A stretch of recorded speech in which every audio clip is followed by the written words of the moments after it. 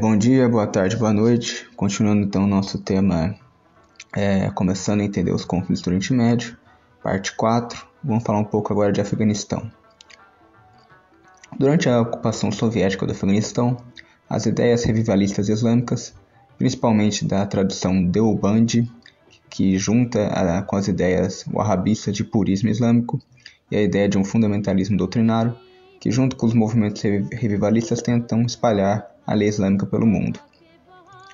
Deobandi é um movimento revivalista islâmico dentro dos sunitas, principalmente Hanafi, que se formou durante o final do século XIX em torno do seminário islâmico Darul Uloom, na cidade de Deoband, na Índia, de onde o nome deriva. Os americanos colocaram lá governos fantoches e resolveram montar uma nação, o famoso Nation Building. Os americanos colocaram no poder o Hamid Karzai, que governou de 2001 a 2014, e montaram um governo de traficantes, de senhores das guerras locais, inclusive talibãs. O Talibã é o resultado de uma administração burocrática dos americanos, pois em 20 anos eles não conseguiram treinar as forças locais para enfrentar o Talibã. Falam que a guerra dos Estados Unidos no Afeganistão foi uma guerra com presença maciça de exércitos privados, como a Academy, a antiga Blackwater, vários private contractors. Mas se o governo que está pagando, então não é privado. O próprio Eric Príncipe, CEO da Academy, confessou qual é o modelo que os americanos estão adotando. Esse modelo de mercenários foi adotado pelo governo para camuflar os gastos militares, já que era mais fácil de se rastrear quando você subcontrata. Ou seja, é uma empresa corporativista, como era, por exemplo, a Companhia das Índias Orientais holandesa, e esses mercenários cobraram impostos e taxas da população local para financiar. Ou seja, era como se fossem vários estados pequenos terceirizados, e o Talibã faz exatamente a mesma coisa. Em 2006, os americanos deixaram rolar um tanque que caiu em veículos civis afegãos. A população protestou contra a ocupação americana, que deixa rolar um tanque em cima da população civil, e a resposta americana foi atirar os manifestantes. Além disso, os americanos provocaram a invasão soviética do Afeganistão. Havia uma série de conflitos do Afeganistão com os ingleses, que ocuparam a região para formar um cordão sanitário contra a Rússia, e depois envolveu a Índia e o Paquistão. Havia um rei no Afeganistão chamado Mohammad Zahir Shah, que reinou de 33 a 73, que era por assim dizer, um Bolsonaro de lá, um cara menos pior. O cara fez uma política de mais ou menos livre mercado para tentar apaziguar os ânimos com o Paquistão, mas aí teve um golpe republicano, patrocinado pela União Soviética, que colocou Mohammad Daoud Khan no poder. O resultado foi terrível, acabou com o livre comércio e o Khan resolveu partir para cima das várias tribos numa guerra irredentista. Ele queria restaurar tudo aquilo que um dia foi da tribo dele dos Pashtun e acabou até brigando com os paquistaneses na fronteira. Ele acabou brigando com tanta gente que ele mesmo sofreu um golpe comunista em 78.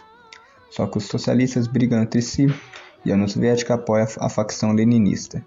Então o Paquistão e os Estados Unidos passam a financiar os mujahidins contra o governo comunista afegão. Hafizullah Amin, presidente do Afeganistão, de 14 de setembro até 27 de dezembro de 79, pediu ajuda à União Soviética, que invadiu. Só que os Estados Unidos mandou ajuda para os mujahidins em junho, ou seja, eles provocaram os soviéticos. O Talibã dominava 2/3 do Afeganistão em 2001, com aquelas armas velhas, e agora eles dominam tudo após receber um monte de armas americanas. O Talibã construiu uma dominância sólida e furtiva no norte do país, que era exatamente onde a Aliança do Norte impedia que eles dominassem o país inteiro em 2001. Eles também usaram drones, que foi muito importante. Os drones são muito importantes e foram essenciais para a vitória triste do Azerbaijão contra os armênios, que foram drones dados pela Turquia. Pelo menos o Talibã é menos pior que muitos governos do mundo, porque eles ordenaram a paralisação da inoculação obrigatória de uma certa doença, que eu não posso falar o nome, mas todo mundo sabe qual é, quando assumiu o país. Ou seja, apesar de ser um lixo completo terrorista, ainda promove mais liberdade que o governo fantoche americano. Táticas do Talibã, como eles vencem. O Afeganistão é conhecido como cemitério de impérios. Vários povos tentavam conquistar essa região e nunca conseguiram, ou se conseguiram, foi por meio de acordos e mesmo assim o domínio foi breve. O Talibã venceu os soviéticos na década de 70 e 80 e agora venceu os Estados Unidos. sendo que os Estados Unidos tiveram tempo para estudar os erros dos soviéticos e ainda tinham tecnologias novas como bombas termobáricas, guerra cibernética, etc. A única coisa que une as várias tribos afegãs são um inimigo em comum. Ali existe pelo menos 14 grupos étnicos linguísticos e que muitas vezes brigam entre si e que são divididos num caleidoscópio de tribos, muitas vezes hostis umas às outras. Ou seja, não precisou de uma autoridade central, um Estado moderno, para coordenar os esforços de guerra e vencer um inimigo em comum. Foi assim que eles expulsaram os ingleses no começo do século XX, na terceira vez que houve um conflito entre britânicos e afegãos, e proclamaram a independência do Afeganistão.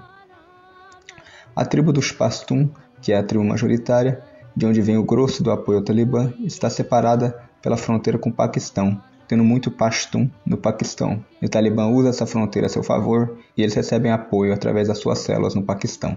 O marine médio americano tinha uns 18 anos, saiu do Kentucky, fez ciências políticas, que é basicamente estudar como o governo americano funciona.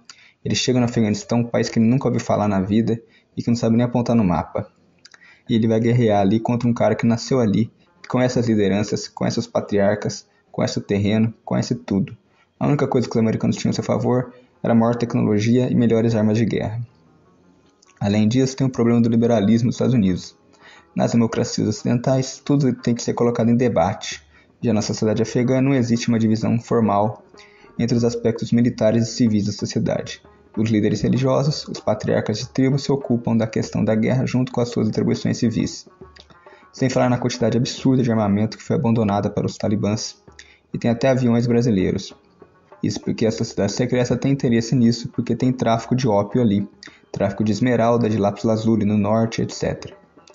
O Talibã tem ao mesmo tempo um controle central para o projeto político deles de Emirados Islâmicos, mas sem desconsiderar as nuances locais inimagináveis para as democracias modernas.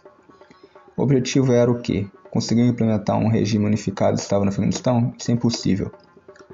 Vamos analisar o inimigo. Os americanos não sabiam nada sobre o inimigo, como o Talibã se comporta, de onde eles vieram, quem os apoia, se entra governo, sai governo, o orçamento depende do Congresso americano, não dá nem para saber o orçamento de guerra direito. Terreno e clima do Afeganistão o pior possível, com a cordilheira do Hindu Kush, que ocupa 75% do território, com diversas cavernas complexas que os afegãos usam e sabem muito bem usar, e os americanos não conhecem nada, além de que o clima é péssimo porque faz muito calor de dia e de noite muito frio. Além disso, as milícias afegãs não agem sozinhas. Os soviéticos enfrentaram mujahidins que eram apoiados não só por países ocidentais, mas pela Organização de Cooperação Islâmica. Os soviéticos subestimaram a porosidade dessas fronteiras por onde as coisas entraram. Os americanos subestimaram o Paquistão, que nunca deixou claro de que lado ele estava. Além disso, os Estados Unidos estavam lutando em duas frentes, porque eles também invadiram o Iraque. Eles acharam que iria forçar o Irã a lutar em duas frentes, mas eles não estavam nem aí e quem se ferraram foram os americanos. Os soviéticos dominaram o país rapidamente, mas e daí? Eles bombardeavam civis, destruíram casas, as pessoas com seus lares destruídos vão apoiar quem? Os mujahidins, que eram desorganizados no começo, mas com o tempo foram prendendo e vencendo os soviéticos. Os soviéticos chegaram lá até ter um batalhão só com muçulmanos, cheio de tadjiks, uzbeks, turcomenos, achando que isso seria ser mais simpático, mas só piorou as coisas porque aquelas tribos se odeiam entre si. Os soviéticos tinham helicópteros muito bons, mas os chineses e americanos vendiam armamento antiaéreo para os mujahidins, aquele famoso RPG, né? Ou míssil Stinger, né? Um dos líderes mujahidins mais criativos que existiu foi Ahmad Shah Massoud, que deu muito trabalho aos soviéticos.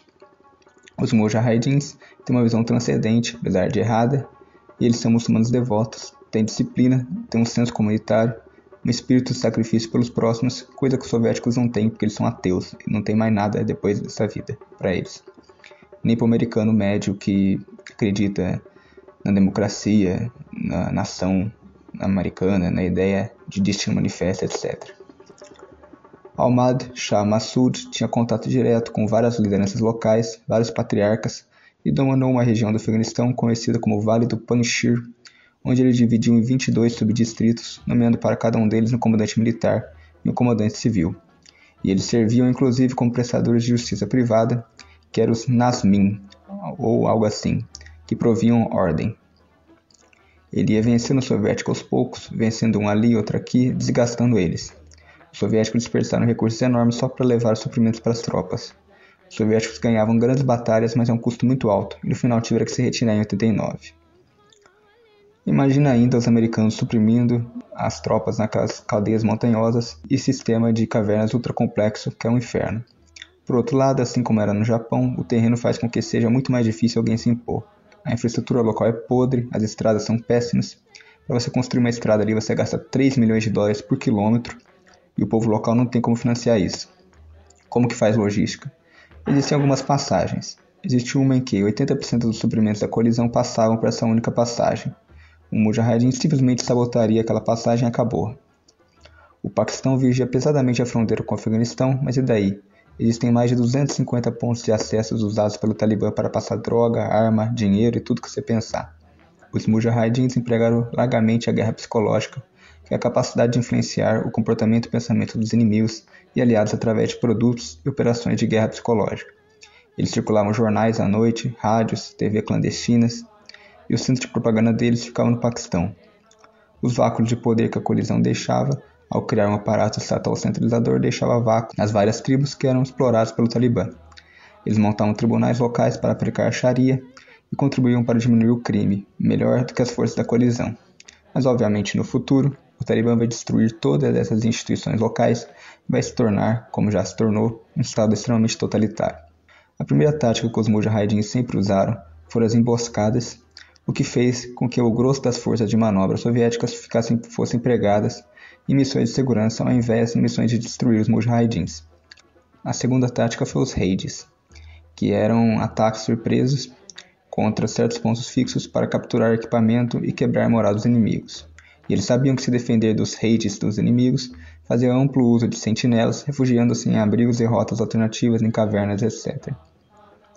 A terceira tática dos Mujahideens era a shelling, que significa ataque de petrechos, munições pesadas como morteiros, canhões sem recuo, RPGs, etc. Eram totalmente descentralizados elementos surpresa e eram para destruir instalações e geralmente destruíam a capacidade de revide dos soviéticos. A quarta tática era a captura de pontos fortificados para fim de propaganda política. Às vezes não tinha valor estratégico, mas debilitava a moral dos soviéticos e ajudava o Ocidente e os países islâmicos a mandar ajuda para eles. Eles também faziam amplo uso das minas, principalmente antiveículos, e eram de fabricação caseira. Eles empilhavam as minas para ter um efeito máximo contra os blindados soviéticos. Os soviéticos tentaram usar a velha tática de terra arrasada, como usaram contra Hitler e Napoleão, e até que funcionou, mas isso só piorou ainda mais porque a população local ficava ainda mais do lado dos Mujahideens. Eles também usavam cercos para cortar linhas de suprimentos no nível tático, deixando as tropas soviéticas em péssimos lençóis. Eles também usaram a tática do abraço, porque os soviéticos atacavam com helicópteros e com infantaria, e os Mujahideens iam com tudo em cima da infantaria, de forma a ficar colada nela e os helicópteros não podiam atirar, porque senão ia atingir as próprias tropas. Claro que isso também custava muito caro para os Mujahideens. Tínhamos também a defesa contra cordão e busca. Essa tática soviética era para cercar uma dada região e ir avançando lá para dentro, buscando armamento, buscando quem colaborava com os Mujahideens, etc. No começo, os Mujahideens apanharam com uma defesa estática convencional e levaram um couro. Aí eles mudaram a tática, construíam certas fortificações com a população civil, defendiam de forma elástica, ou seja, defendiam e retrocediam, enquanto eles constituíam reservas mais para o centro da formação. Aí, quando os soviéticos acharam que tinham conquistado o terreno, na real o que eles fizeram foi dissolver uma linha de contato nítida e levavam o combate para uma guerra urbana onde não tem mais frente de combate, o tiro pode vir de qualquer local, e as reservas Mujahideens atacavam junto com os civis, e os soviéticos tomaram um couro e fugiam. Eles também faziam raids urbanos e tinham um certo grau de sucesso porque eram muito descentralizados, não ficavam nas cidades, planejavam fora da cidade, e ao mesmo tempo as patrulhas soviéticas não conseguiam dar conta da zona rural. Tudo que foi usado contra os soviéticos foi usado contra os americanos. Tem gente que conquistou Cabul com uma bicicleta. Essa guerra inútil ceifou mais ou menos 75 mil civis afegãos.